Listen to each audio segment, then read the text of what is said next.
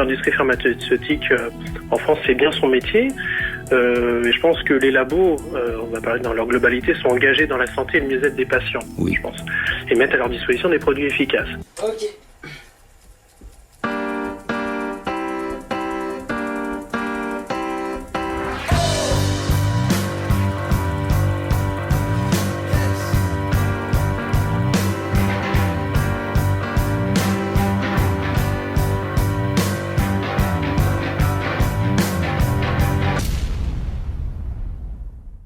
Bonjour à tous, aujourd'hui nous allons parler des laboratoires pharmaceutiques. Les laboratoires pharmaceutiques sont des sociétés privées qui produisent nos médicaments. Voilà, et bien je crois que tout ce qu'il faut comprendre est là. Vous voulez quand même que je fasse une vidéo dessus? Bon, allons-y, mais ne soyez pas déçus si tout mon développement n'aboutit finalement qu'à la définition initiale. Tout d'abord, les labos sont une partie prépondérante du système de santé publique. Ils ont activement participé, grâce à leurs découvertes, à l'amélioration spectaculaire de l'espérance de vie de la population. Je vous laisse voir ce petit tableau. Bien sûr, cette amélioration est multifactorielle et la médecine en général n'est évidemment pas l'unique actrice. On pourrait citer bien des facteurs, l'accès à l'eau potable, l'alimentation, l'hygiène, l'amélioration des conditions de travail en durée et en dangerosité, la salubrité des logements, la diminution de l'alcoolisme, les efforts en matière de sécurité routière, etc. Mais les faits sont là, nous vivons plus longtemps. Fort de cette prouesse, les laboratoires pharmaceutiques sont devenus des acteurs incontournables et richissimes de notre société moderne. En effet, les marchés les plus fructueux de notre planète sont aujourd'hui le pétrole, la nourriture, le trafic de stupéfiants, d'armes et d'êtres humains, et en 6e position, l'industrie pharmaceutique. Il est donc aussi question de gros sous dans cette vidéo, puisque les labos brassent environ 50 milliards d'euros, et nous, les Français, sommes les plus gros consommateurs de médicaments en Europe. On représente donc un énorme marché, et chaque année, c'est 150 nouveaux médicaments qui sont créés et commercialisés sur le territoire. Dans un premier temps, observons le chemin que doit parcourir le médicament, de la découverte de la molécule originelle à sa commercialisation. Tout d'abord, des scientifiques sont financés par des laboratoires pour chercher des molécules ayant des intérêts thérapeutiques dans la guérison d'une maladie. Prenons 10 000 molécules passées au crible par nos chercheurs. Sur ces 10 000, les 100 meilleures sont retenues et feront l'objet d'un dépôt de brevet, protégeant l'innovation durant une vingtaine d'années. Ces 100 molécules passeront des tests précliniques. Au cours de ceux-ci, on essaie la molécule sur des systèmes moléculaires inertes ou des animaux, on évalue les effets secondaires éventuels, on prouve ou non l'efficacité de la molécule et ses propriétés, et l'on étudie son métabolisme, c'est-à-dire l'ensemble des réactions chimiques qu'elle engendre. Ensuite, environ 10 molécules sont sélectionnées sur les 100 précédentes, et s'ensuit des essais sur des patients humains sains. On vérifie l'efficacité, la tolérance des patients, on détermine les doses optimales et enfin, on compare les résultats avec les traitements standards. Cette phase peut concerner plusieurs centaines voire milliers de patients. Il ne reste généralement à ce stade qu'un seul médicament. Ce dernier peut être commercialisé théoriquement. On estime la durée de ces 3 phases, recherche de la molécule, test préclinique et recherche clinique, à environ 10 ans. Mais ça ne s'arrête pas là puisque le médicament doit maintenant répondre à de nombreux critères administratifs. Et oui, nous sommes en France. Pour le commercialiser, ce médicament nécessite une autorisation de mise sur le marché ou AMM. Il existe plusieurs voies d'obtention, mais en gros, soit vous présentez le médicament sur le territoire national et en France c'est l'ANSM qui se charge du contrôle, l'Agence nationale du médicament, ancienne AFSAPS, soit vous le présentez à l'AEM, l'Agence européenne du médicament.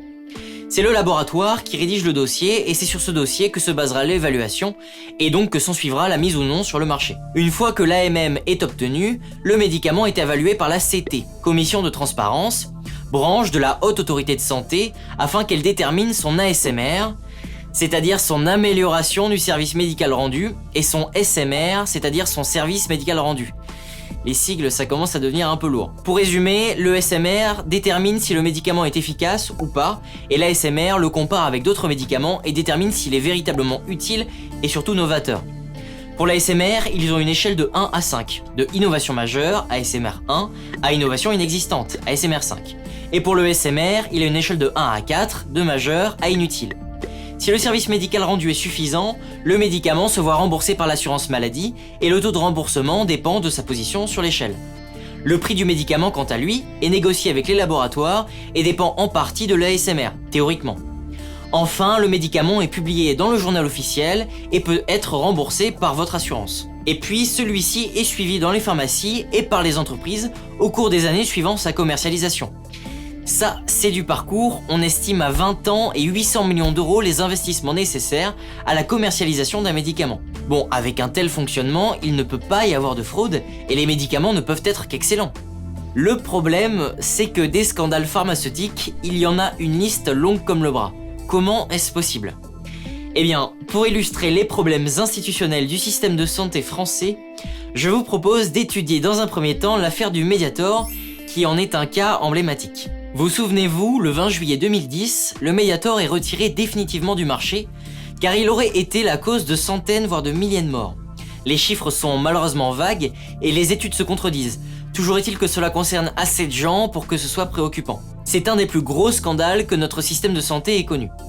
Pour vous resituer, le Mediator a été conçu par les laboratoires Servier et commercialisé en 1976. Il avait une fonction de coupe-faim auprès des diabétiques en surpoids. 145 millions de boîtes ont été vendues en 33 ans.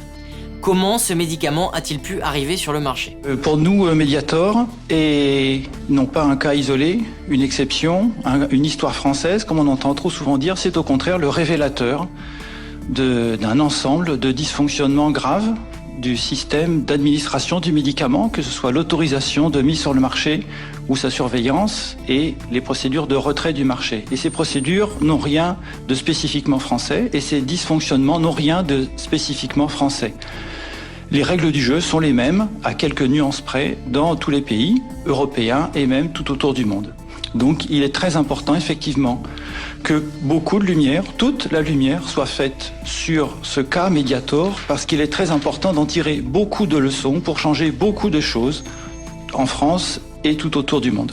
Au départ, il y a ce concept d'AMM qui est accordé au vu d'un dossier qui est monté par la firme elle-même. Donc la firme est placée dans un conflit d'intérêts radical, enfin massif, d'origine, puisque les pouvoirs publics demandent à la firme pharmaceutique d'évaluer elle-même le médicament dont elle demande l'autorisation en vue de gagner de l'argent. Alors c'est un conflit d'intérêts massif. Il faut que la recherche sur le médicament, et en particulier la recherche clinique, ne soit plus financée majoritairement par l'industrie pharmaceutique. Ça place l'industrie dans un conflit d'intérêts insoluble. On peut aussi se demander comment est-ce que le Mediator a pu être prescrit pendant plus de 30 ans. Il faut savoir que les médicaments sont censés être suivis de très près, même s'ils disposent de l'autorisation de mise sur le marché, et qu'à tout moment, ils peuvent être retirés sur décision de l'ANSM. Alors que s'est-il passé ? Des signaux d'alerte, il y en avait eu, puisque la molécule à l'origine du médicament, le Benfluorex, est interdit dans les préparations en pharmacie dès 1995. Servier retirera d'ailleurs en 1998 le médicament du marché suisse, puis du marché espagnol en 2003 et du marché italien en 2004. Par conséquent, les éventuels effets indésirables étaient bien connus. Pour couronner le tout, le 19 novembre 1999, la Commission de la Transparence, branche de la HAS, détermine comme insuffisant le service médical rendu par le Mediator. La HAS réétudie le dossier en 2007 pour finalement ne rien en conclure et attendre la décision de l'ANSM. L'IGAS, l'Inspection Générale des Affaires Sociales, écrira dans une enquête remise à Xavier Bertrand, ministre de la Santé en 2010 quand le scandale éclate, que l'agence du médicament a été inexplicablement tolérante à l'égard d'un médicament sans efficacité thérapeutique réelle. En gros, c'est la faute de personne et de tout le monde à la fois. Les institutions et les ministres se renvoient la balle indéfiniment. Bref, dans cette affaire ubuesque où toutes nos institutions semblent figées dans des délibérations stériles, il est difficile de ne pas voir planer l'ombre du conflit d'intérêts. Histoire de justifier ce soupçon. L'ANSM est financée à 80% par les taxes payées par les laboratoires, notamment celles prélevées pour l'autorisation de mise sur le marché d'un produit. Dr Dominique Courtois. En Europe, l'autorisation de commercialisation du vaccin est donnée pour l'ensemble du continent. Depuis plusieurs années déjà, c'est l'Agence européenne du médicament qui prend ces décisions et non plus les États. L'Agence européenne des médicaments, d'abord, est une structure qui est financée à 80% par les laboratoires pharmaceutiques. Donc au niveau du chiffre d'affaires de cette agence, 80% vient en fait des laboratoires pharmaceutiques, vous voyez, qui demandent cette autorisation de mise sur le marché.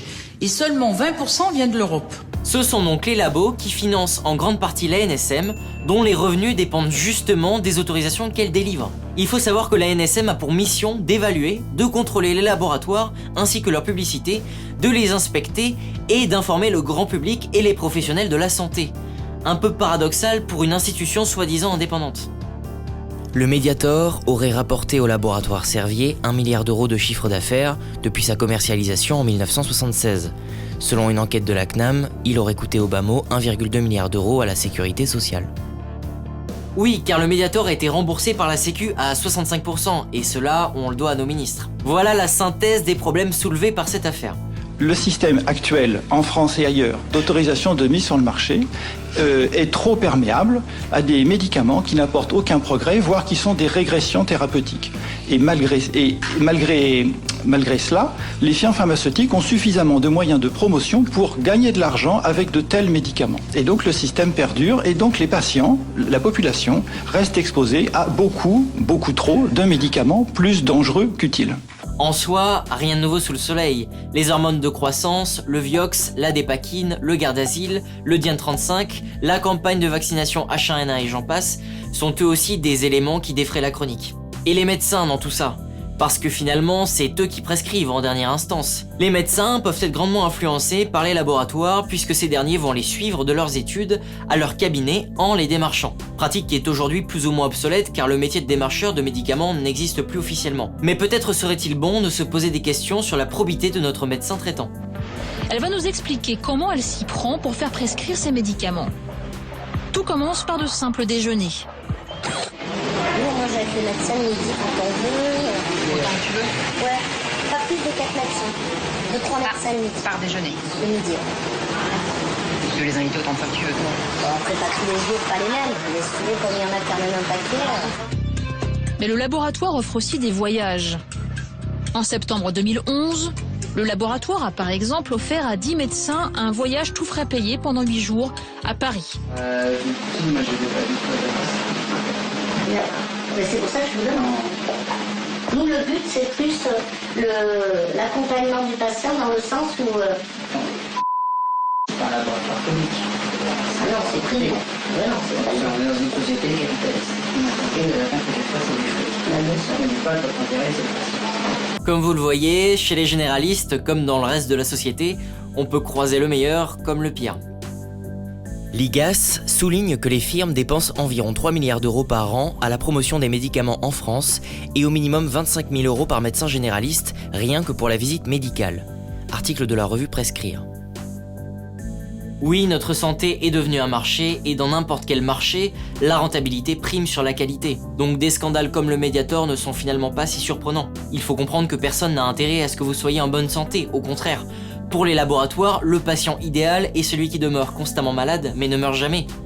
De fait, il paraît assez logique que votre guérison ne soit pas leur priorité. Et d'ailleurs, le marketing au sein des laboratoires pharmaceutiques excède très largement la part du budget de recherche et développement. Plus que d'avoir un bon produit, l'important, c'est de bien le vendre. On peut citer Johnson & Johnson qui en 2014 dépensait 22 milliards de dollars en marketing contre 8,5 en recherche et développement, ou Sanofi qui la même année dépensait 12,5 milliards de dollars en marketing contre 6,7 en recherche et développement.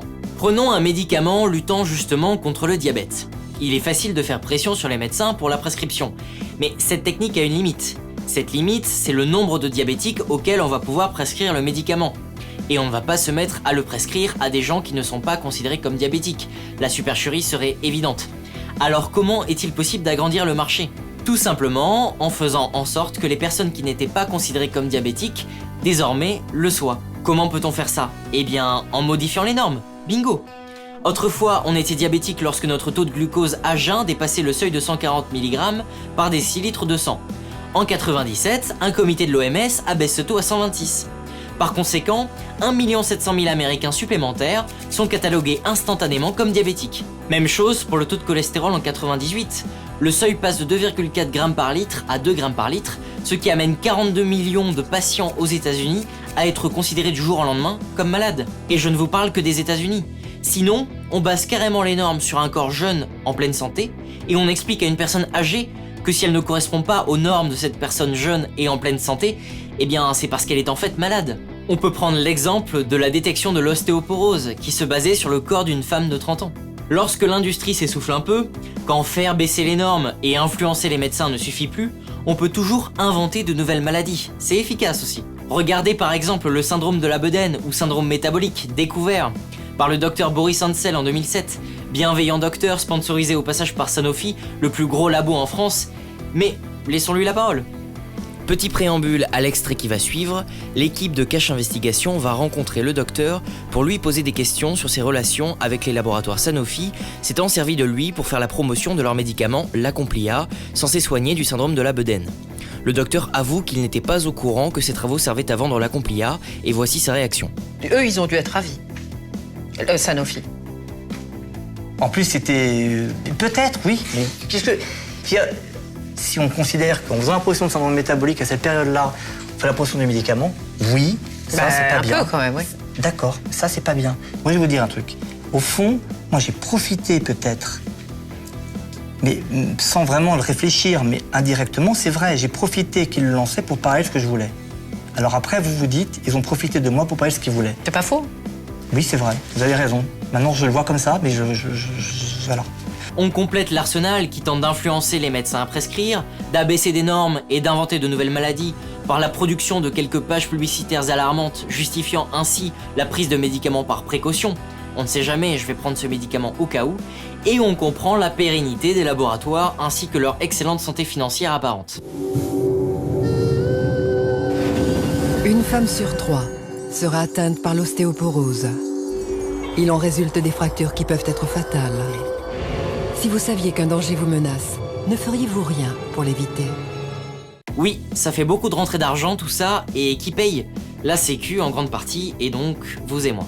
Pour compléter le tableau, notre ministre actuelle de la Solidarité et de la Santé et de l'amour des pâquerettes, non ça je l'ai rajouté, Agnès Buzyn, a bossé pendant plus de 10 ans pour des labos. Elle venait d'être reconduite à la tête de la HAS durant le quinquennat de François Hollande, avant d'être nommée ministre par Emmanuel Macron l'année dernière. Notre président, qui avait vu d'ailleurs son conseiller de santé, Jacques Mourad, exclu suite à la révélation de ses liens d'intérêt avec Servier, 80 000 € de frais de restaurant et de je ne sais quoi. Avec cette emprise de l'industrie pharmaceutique sur notre système politique, il n'est pas étonnant que des scandales comme le Mediator puissent avoir lieu. Parce que l'industrie pharmaceutique a une double face, c'est un Janus, elle a une face blanche, elle fait encore de la recherche, beaucoup moins qu'il ne serait nécessaire. Elle a changé complètement son fusil d'épaule parce qu'elle gagne beaucoup plus d'argent en mettant sur le marché des molécules sans efficacité sur des maladies qu'elle invente. On peut dire aujourd'hui qu'en France, un médicament comme le Prozac et les autres psychotroques similaires, ça représente environ 500 à 1000 suicides supplémentaires par an depuis 15 ans. Ce qui est incroyable dans ce que vous nous dites et ce qu'on découvre dans le livre, c'est que le laboratoire pour lequel travaillait donc John Virapen le sait quand il met tout ça sur le marché. Quand vous parliez de cynisme, on le sait, et même on dissimule. Bien sûr, il ne le sait pas, il l'imagine, il le fabrique, il dissimule les faits. Vous savez comment on appelle les décès? On les appelle lost of view. Perdu de vue. Voilà, c'est d'un cynisme absolu. Je conclurai cette vidéo par mon introduction comme promis. Les laboratoires pharmaceutiques sont des sociétés, donc des organismes privés à but lucratif, qui produisent nos médicaments, donc une marchandise comme une autre. Vous allez me dire, 15 minutes de vidéo, pourquoi? Pour se retaper l'introduction, et j'ai envie de vous répondre, je vous avais prévenu. Mais les promesses des laboratoires semblent bien pauvres face au rêve fou et finalement vieux comme le monde de rendre l'homme jeune et immortel, ce qui est aujourd'hui avancé par certains illuminés de la Silicon Valley. Évidemment, cette technologie a toutes les chances d'être réservée à un des derniers marchés solvables dans ce monde en crise, celui de l'hyperclasse mondialisée qui ne sait plus comment dépenser son argent et qui, dans un dernier élan de démence, tentera de briser le dernier socle commun à l'humanité, la mort. Merci à tous pour votre attention, et camarades, n'oublie pas, fais passer l'info!